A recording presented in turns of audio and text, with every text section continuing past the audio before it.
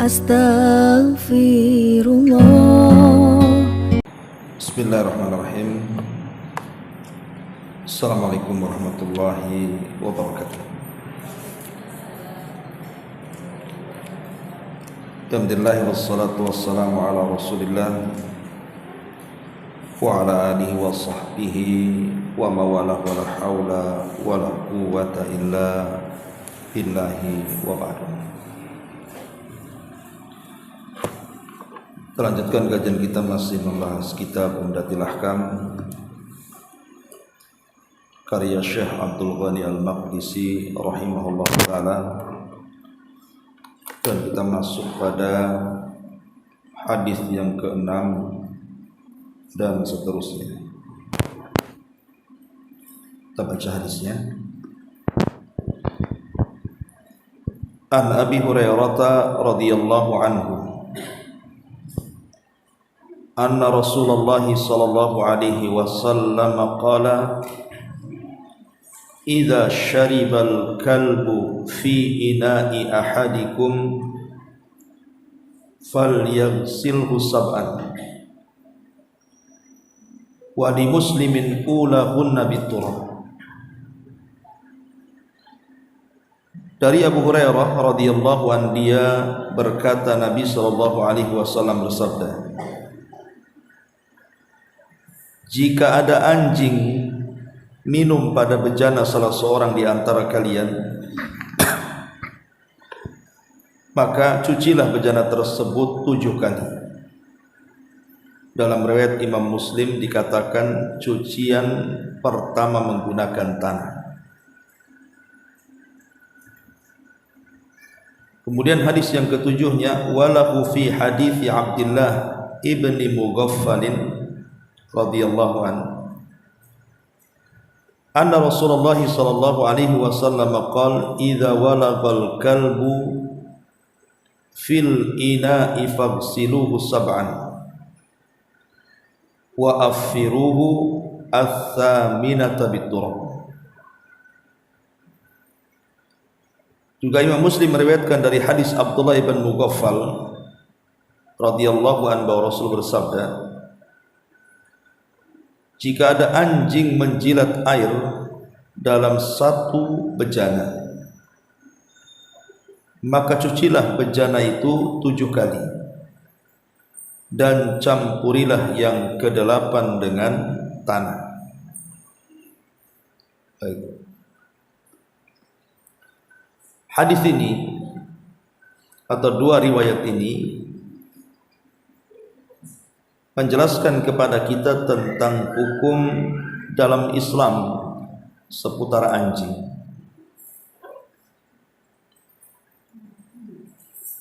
Sebelum kita jabarkan hadis ini,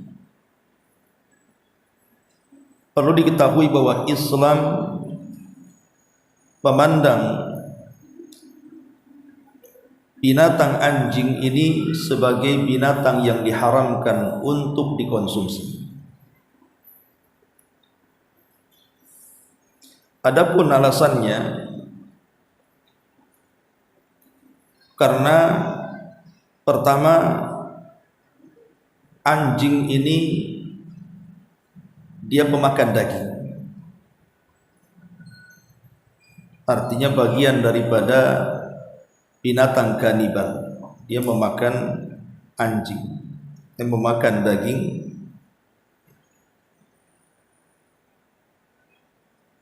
Yang kedua, alasannya karena anjing ini termasuk dari binatang-binatang yang diperintahkan Nabi untuk dibunuh.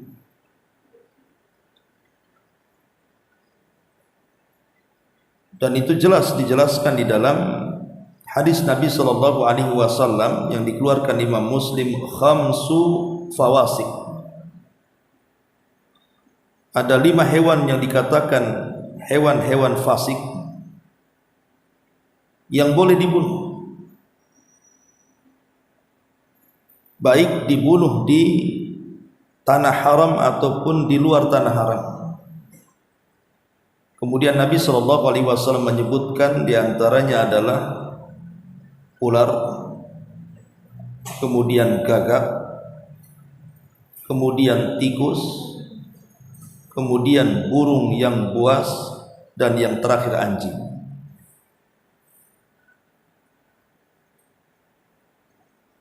Dari sini menunjukkan bahwa karena anjing adalah salah satu binatang yang diperintahkan Rasul untuk dibunuh, maka secara otomatis mengkonsumsinya diharamkan.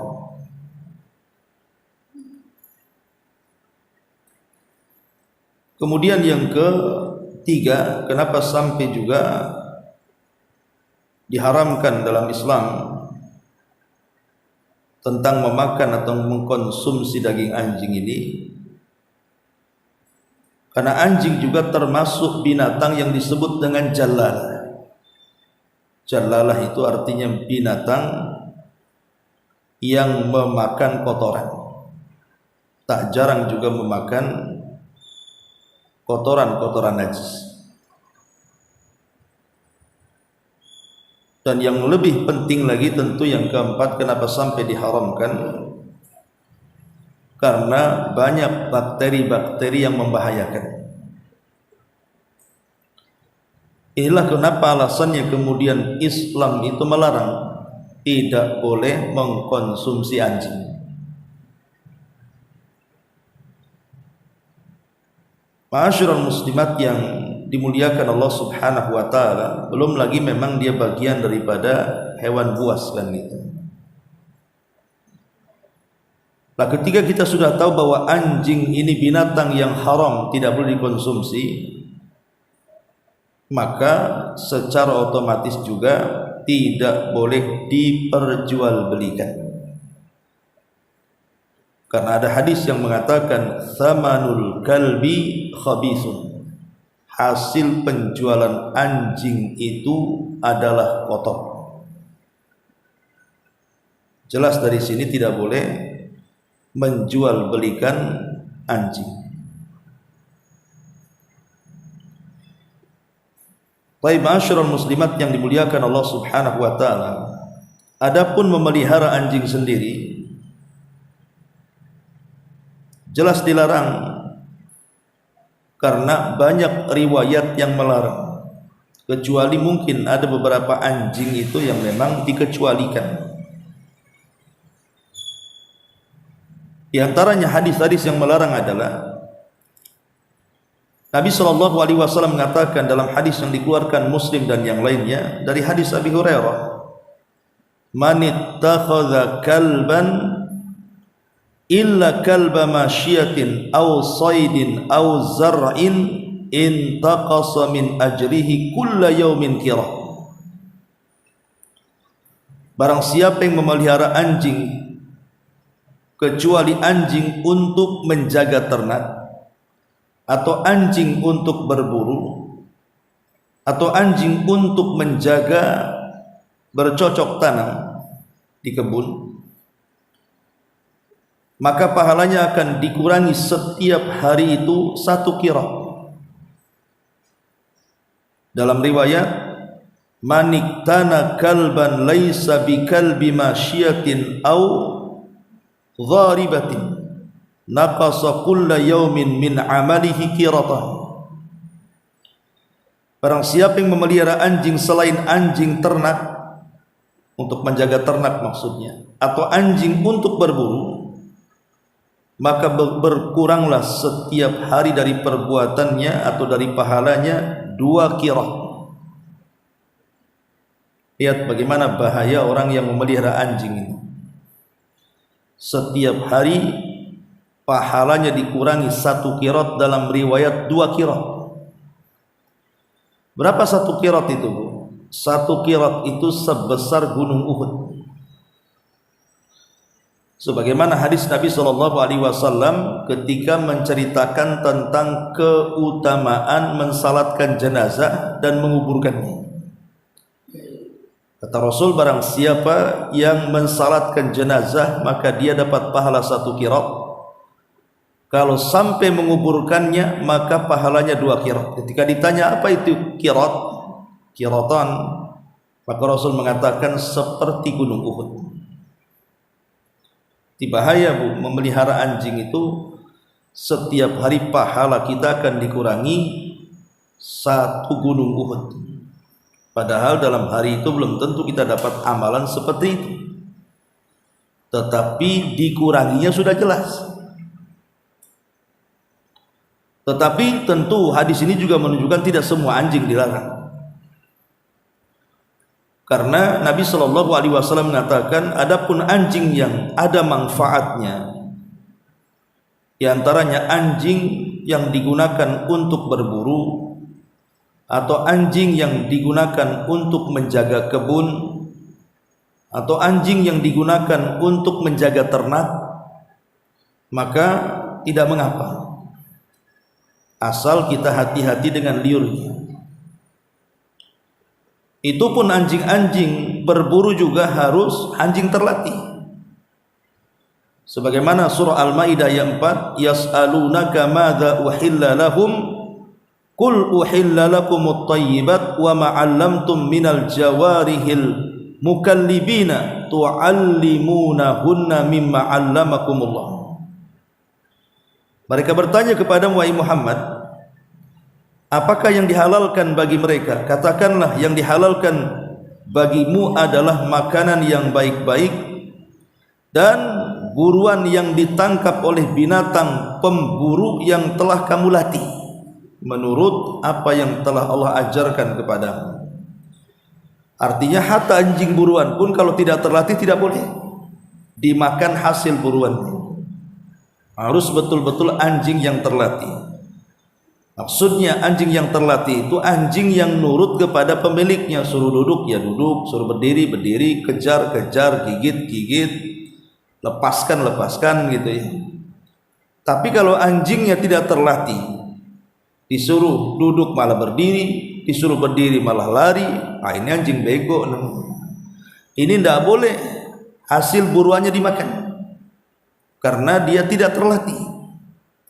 Jadi dalam pembolehan anjing buruan pun ada syaratnya, sebagaimana hadis Quran surah Al-Maidah ayat 4 tadi. Ma'asyiral muslimat yang dimuliakan Allah Subhanahu wa taala, tentukan ada alasannya. Kenapa tidak boleh memelihara anjing? Kalau memakannya sudah jelas lah ya kan, tidak boleh. Sekarang masa memelihara tidak boleh, karena ada sebagian anjing itu kan yang lucu-lucu tuh. Kadang lebih lucu pula daripada anak ibu sendiri.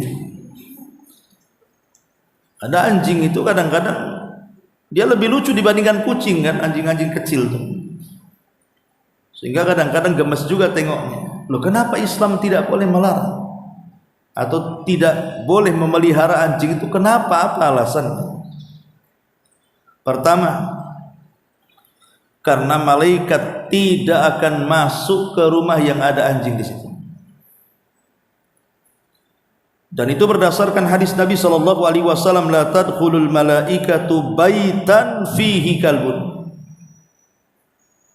Para malaikat, maksudnya malaikat rahmat, tidak akan masuk ke dalam rumah yang ada anjingnya di situ.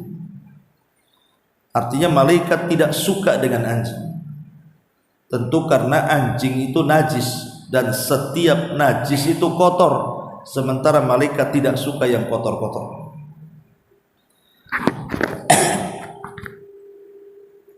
Ini yang pertama. Berarti konsekuensi orang yang memelihara anjing itu, berarti rumah yang ada anjingnya tidak ada barokah di dalamnya, karena malaikat rahmat tak mau masuk masalahnya. Ini yang pertama. Yang kedua, najisnya anjing itu menyebabkan banyak penyakit. Jadi najisnya anjing itu menyebabkan banyak penyakit. Makanya Nabi sallallahu alaihi wasallam mengatakan, tuhuru ina'i ahadikum. Tuhuru ina'i ahadikum idza walagha fihi al-kalbu an yaghsilahu sab'a marrat ulahunna biturab. Sucinya bejana salah seorang di antara kalian itu kalau dijilat anjing, maka hendaklah dicuci 7 kali, dan yang pertama dengan tanah. Ada seorang profesor dari Inggris namanya Alison kalau tidak salah dalam bukunya. Dia orang kafir bukan orang muslim. Pernah meneliti sabda Nabi SAW tentang sucinya bejana seseorang ini. Apabila dijilat anjing dicuci 7 kali, kemudian yang 7 itu disertakan dengan tanah. Karena hadis ini banyak ditolak oleh Barat. Orang-orang Barat tuh menolak hadis ini. Ya karena mereka pecinta anjing masalah. Kemudian sang profesor ini mulai meneliti. Kenapa kemudian Nabi Muhammad SAW mengatakan seperti itu? Bahwa harus dicuci 7 kali plus dengan tanah gitu. Ada apa dengan liurnya anjing itu? Jadi setelah diteliti, rupanya tersingkaplah dunia ilmiah dari dunia kesehatan bahwa dalam liur anjing itu terdapat khamsina, ada 50 bakteri yang membahayakan. Jadi banyak sekali bakteri-bakteri yang membahayakan, sebanyak 50 bakteri yang kemudian dia mencoba untuk mencuci. Jadi dia coba mengambil bejana, kemudian dijilatkan kepada anjing, kemudian dibawa ke lab, rupanya terdapat 50 bakteri yang sangat membahayakan. Kemudian setelah itu dia cuci hanya dengan air saja. Rupanya bakteri-bakteri itu juga belum steril. Kemudian dia coba lengkapi mengamalkan hadis ini, dia coba dengan tanah. Jadi 7 kali basuhan plus dengan tanah. Kemudian dibawa ke lab lagi bejana itu, rupanya memang betul-betul menjadi steril, sama sekali sudah hilang. Nah, dari sini menunjukkan bahwa anjing itu penyebab pembawa penyakit sebenarnya, lain dengan kucing. Kalau kucing itu kan penyebaran penyakitnya bukan dari liur, tetapi dari bulu. Makanya kalau ada air di jilat kucing, itu tidak najis airnya. Karena tidak ada yang membahayakan, tidak ada racun atau bakteri yang masuk ke dalam air yang dijilat kucing. Karena penyebaran penyakit dalam kucing itu bukan dari liur. Lain kalau anjing dari liurnya. Kalau kucing kan dari bulunya. Lah dari sini alasan kenapa kemudian kita dilarang memelihara anjing itu ya karena banyak penyakit anjing itu masalahnya. Ini yang kedua. Kemudian yang ketiga, karena tadi kalau seandainya ifsadut ta'am wasyarab bisa merusak makanan dan minuman yang kita konsumsi. Kalau seandainya tidak sengaja kita punya makanan ditaruh kemudian tergigit anjing, atau mungkin air di ember yang untuk memasak atau apa tiba-tiba terminum anjing, itu kan jadi rusak tuh airnya. Makanya Nabi SAW merintahkan untuk menuangkan air yang bekas dijilat anjing dan tidak boleh dimanfaatkan. Berdasarkan hadis Nabi SAW, idza walagal kalbu fi ina'i ahadikum falyuhrikhu, kata Rasul, apabila anjing itu menjilat air dalam bejana salah seorang di antara kalian, maka hendaklah ditumpahkan. Karena air itu sudah rusak, tidak boleh digunakan. Ini yang ketiga. Yang keempat, bahwa memelihara anjing tanpa ada kebutuhan itu sebuah kejahilan. Untuk apa coba? Apalagi akan menimbulkan israf dan tabdzir. Karena terkadang makanan-makanan anjing juga sama dengan makanan kucing itu, kadang-kadang mahal juga tuh, ngabisin duit juga tuh. Belum lagi membersihkan kotorannya dan begitu seterusnya kan itu. Sibuk aja di situ hidupnya jadinya. Kemudian terkadang itu yang keempat. Yang kelima, terkadang ada sebagian anjing itu yang suka nakut-nakuti orang. Bahkan saya juga pengalaman pernah dikejar anjing masalahnya.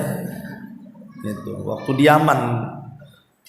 Yaman jalan-jalan ke Taiz gitu ya, malam-malam. Rupanya banyak anjing di situ. Saya tak paham, tiba-tiba ngejar begitu saja. Boleh jadi mungkin karena anjing itu punya anak kecil-kecil, disangka kita mau ganggu, mungkin tak tahu juga lah.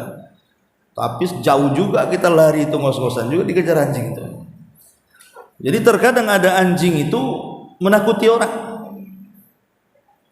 sehingga pemiliknya itu sama saja menakut-nakuti orang dengan anjingnya.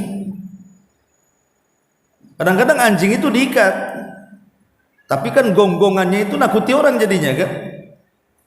Makanya Nabi SAW mengatakan la yahillu li muslimin an yurawwi'a musliman, kata Rasul, tidak halal alias haram seseorang muslim itu menakuti muslim yang lain. Tak boleh nakut-nakuti orang. Nah, sebagian anjing itu nakut-nakuti orang. Ini juga yang kelima. Yang keenam, yang terakhir, bahwa itsbatu anna din min indillah la min indil bashar. Kenapa kemudian dilarang tidak boleh melihara anjing? Ini perintah dari Allah dan Rasulnya, dan agama itu datang dari Allah dan Rasulnya, bukan dari manusia. Sekalipun kita tidak memahami apa hikmah larangannya, maka seorang muslim itu harus taat dengan Allah dan Rasul. Sami'na wa ata'na, selesai. Pokoknya Rasul melarang, ya kita tinggalkan. Dan pada setiap larangan itu pasti ada madarat, sebagaimana setiap perintah itu pasti ada maslahat. Maka ketika kemudian Allah dan Rasulnya melarang kita untuk memelihara anjing, ya sudah tinggalkan. Apalagi kalau kita tahu alasannya, di antaranya yang sudah saya sebutkan tadi. Taib, ma'asyiral muslimat yang dimuliakan Allah Subhanahu wa taala.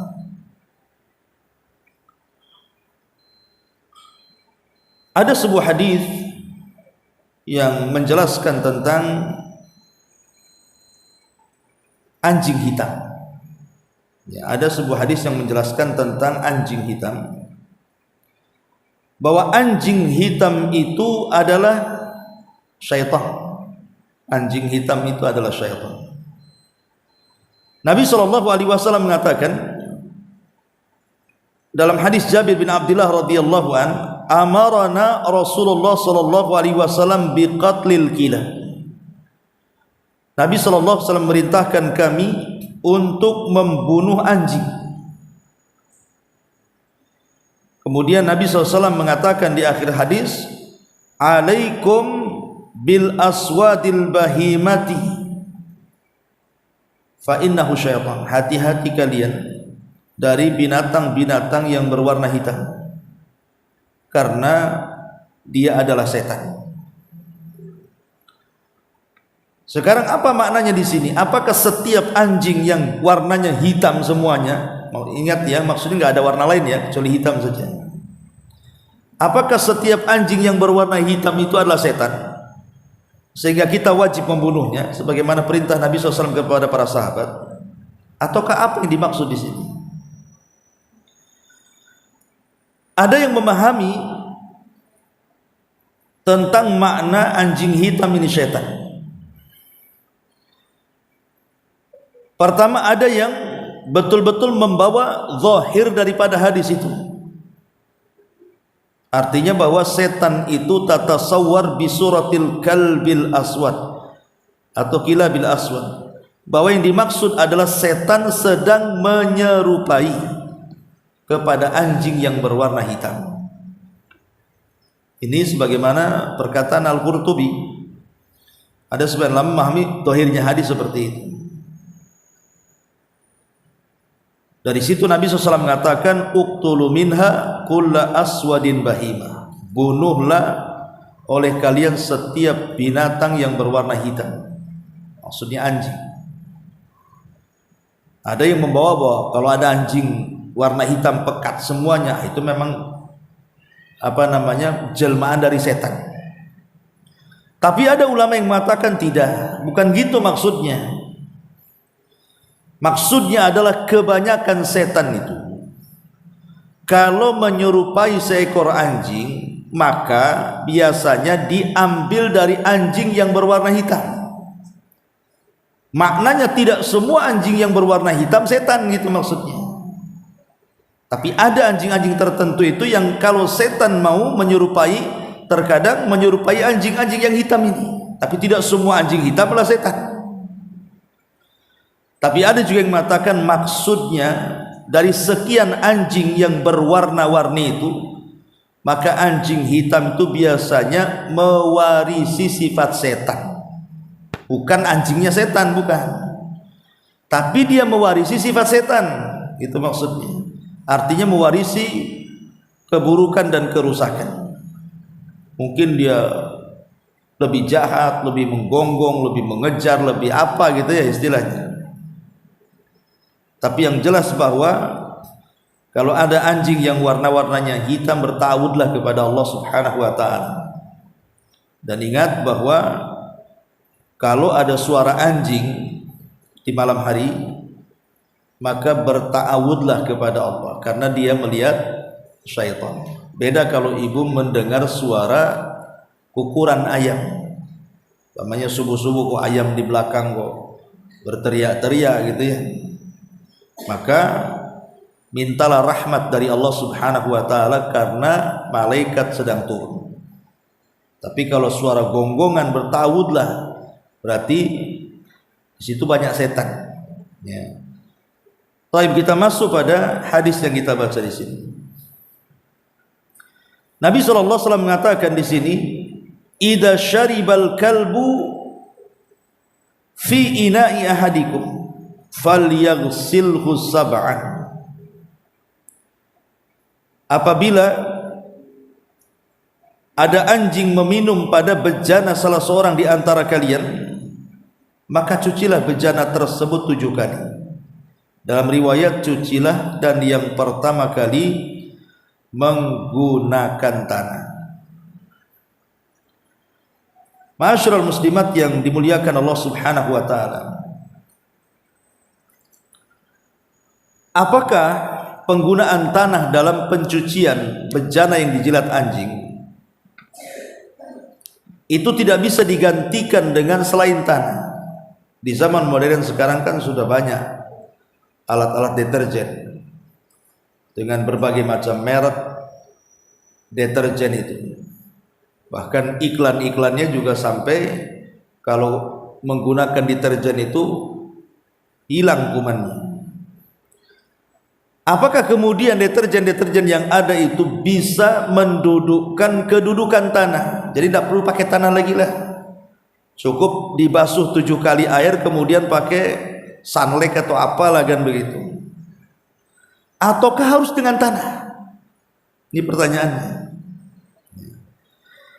Maka ulama mengatakan bahwa berdasarkan zahir hadis ini, bahwa tidak ada yang bisa menggantikan tanah. Alasannya pertama, karena memang syariat jelas-jelas menentukan tanah. Yang kedua, pembersih selain tanah di zaman Rasul itu ada, seperti daun bidara, itu kan sama dengan sabun hari ini ya. Dan itu ada di zaman Nabi, pembersih-pembersih selain tanah itu ada di zaman Nabi. Tapi Nabi SAW tidak menggunakan itu. Tapi Nabi tetap menggunakan tanah. Berarti ada apa ini dengan tanah ini? Padahal semacam sabun di zaman Rasul sudah ada. Tetapi kenapa Rasul tidak beralih ke situ? Berarti ada rahasia di balik tanah. Dan yang kedua dan yang ketiga, bahwa tanah itu sendiri itu sama kedudukannya dengan air dalam toharah. Kalau ibu tidak dapat air, kan ibu tayamum dengan tanah. Artinya bahwa tanah itu juga salah satu alat untuk bersuci. Karena Rasul mengatakan waju'ilat liyal ardu masjidan wa tahura, dan kami jadikan bumi atau tanah ini tempat sujud dan tempat bersuci. Dan yang keempat tadi saya sudah jelaskan bahwa karena menurut profesor yang dari Inggris tadi, Alison itu siapa namanya tadi, bahwa setelah kemudian dia praktekkan, selain menggunakan tanah itu rupanya bakteri tidak hilang. Tapi setelah kemudian dia praktekkan dengan tanah, kemudian dimasukkan ke lab lagi, rupanya memang betul-betul hilang. Dari sini menunjukkan bahwa 50 bakteri yang membahayakan dari liur anjing itu hanya bisa dibersihkan dengan tanah. Selain tanah tidak bisa. Dari sini kata para ulama seperti Syekh Utsaimin dan para ulama yang lainnya mengatakan bahwa sebaiknya dengan tanah. Walaupun ada pendapat seperti Lajnah Daimah kalau tidak salah membolehkan seseorang itu menggantikan tanah dengan sabun. Tapi kalau kita mau mempraktekkan hadis ini tentu lebih baik lagi secara lahiriah. Karena Nabi SAW ketika bersabda 14 abad yang silam itu semua rahasia ilahi dan tersingkap hari ini. Kenapa Nabi SAW memerintahkan mencuci najisnya anjing dengan 7 kali dan dicampur tanah itu, rupanya banyak diteliti dan hasilnya memang luar biasa. Memang tanah itu yang hanya bisa menghilangkan bakteri-bakteri penyakit pada liur anjing. Makanya sekali lagi sebaiknya dengan tanah dan 7 kali basuhan. Kemudian hadis ini menunjukkan bahwa hadis ini hanya bicara soal bejana, Bu ya. Ingat ya, hadis ini hanya bicara soal bejana, tidak bicara yang lain. Jadi kalau anjing itu menjilat baju ibu, tidak perlu dicuci 7 kali pakai tanah, kotor lah. Ibu mau pakai pakaian putih umpamanya, dicuci 7 kali pakai tanah, enggak putih lagi lah pakaiannya jadinya. Jadi yang dilarang ataupun yang disuruh untuk mencuci itu kalau dijilat anjing itu hanya seputar bejana, bukan yang lainnya. Maksud bejana di sini ya kalau menjilat piring, menjilat gelas, menjilat sendok, pokoknya bejana-bejana yang kita gunakan untuk sehari-hari, untuk makan, untuk minum, untuk masak, kan gitu ya. Panci, kewali, pokoknya yang sifatnya itu bermanfaat dan kita manfaatkan. Kecuali kalau bejana-bejana itu sudah tidak dimanfaatkan, ibu sudah buang ke tong sampah, tiba-tiba dijilati anjing, ya biarin aja. Ngapain juga ibu ambil lagi, ibu cuci lagi, dilempar lagi ke tong sampah, mana akalnya di situ? Ya, artinya di sini bejana yang dimanfaatkan. Kalau nggak dimanfaatkan biarkan saja. Dan kalau seandainya ada serombongan anjing, pamannya anjingnya 10 Bu, anjingnya 1 bawa anak banyak, kemudian menjilati di satu bejana, piring ibu dijilat oleh 10 anjing.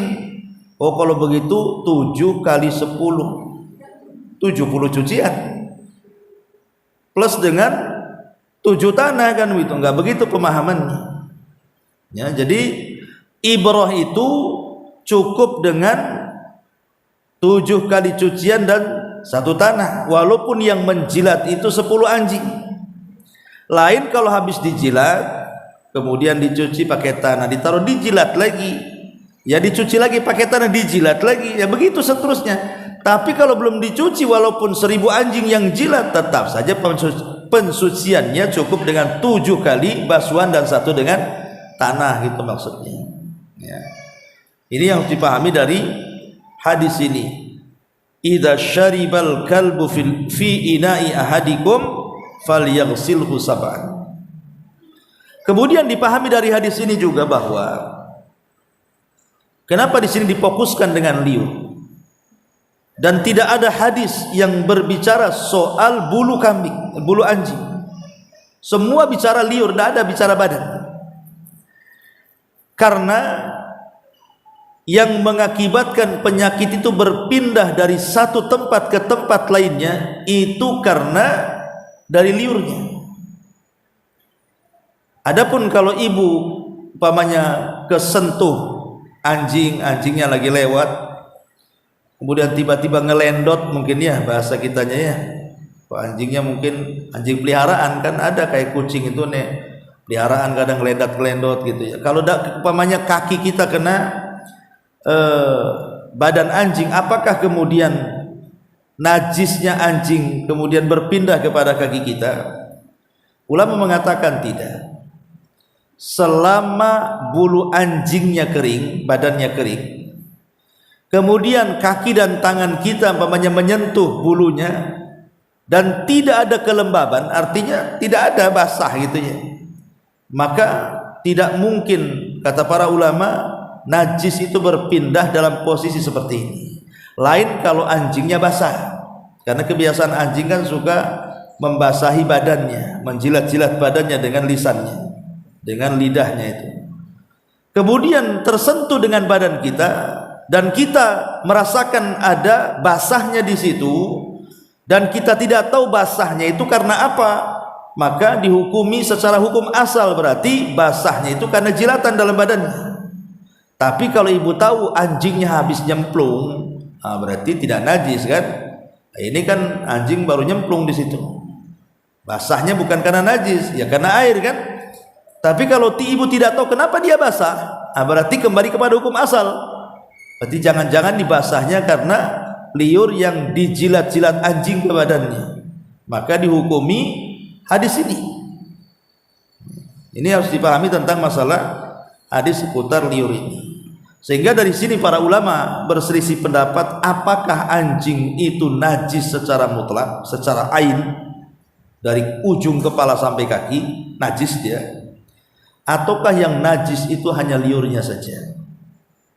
Kalau haram jelas ya, semua satu badan anjing itu haram, tapi kan tidak semua yang haram najis, dan setiap yang najis pasti haram kan, itu kaidahnya. Tapi masalahnya apakah kemudian satu badan anjing itu najis atau hanya liurnya saja? Karena konsekuensinya kalau berpendapat semua badan anjing najis, berarti kalau kesentuh berarti harus dicuci minimal 3 kali kan begitu. Karena pencucian orang terkena najis itu minimal 3 kali cucian. Lah dari sini menjadi polemik. Menurut sebagian para ulama anjing itu najis secara keseluruhan. Tapi ada yang lain mengatakan tidak, dan ini pendapat yang kuat wallahu alam, bahwa najisnya anjing itu hanya ada di liur saja. Artinya kalau tidak terkena liurnya maka tidak ada kewajiban mencucinya. Tapi kalau sudah terkena liurnya, baik liur yang ada di badan atau dalam jilatannya, maka berfungsilah hadis ini bahwa kita disuruh untuk mencuci 7 kali dan yang 1 dengan tanah. Berdasarkan hadis, idza walagal qalbu fil ina'i faghsiluhu sab'an wa afiruhu tsaminata bitturab. Jika ada anjing menjilat dalam satu wadah, maka cucilah wadah itu 7 kali dan campurilah yang ke-8-nya dengan tanah. Wallahu alam bu, ini yang bisa saya sampaikan. Saya tidak bisa lama-lama dulu, afwan nggak ada tanya jawab ya. Kebetulan di Jabal Uhud ada temu wali murid baru, ya, acaranya 9:30. Jadi saya minta maaf sampai di sini dulu. Subhanaka wa bihamdika, asyhadu an la ilaha illa anta, astaghfiruka wa atubu ilaik. Allahu akbar.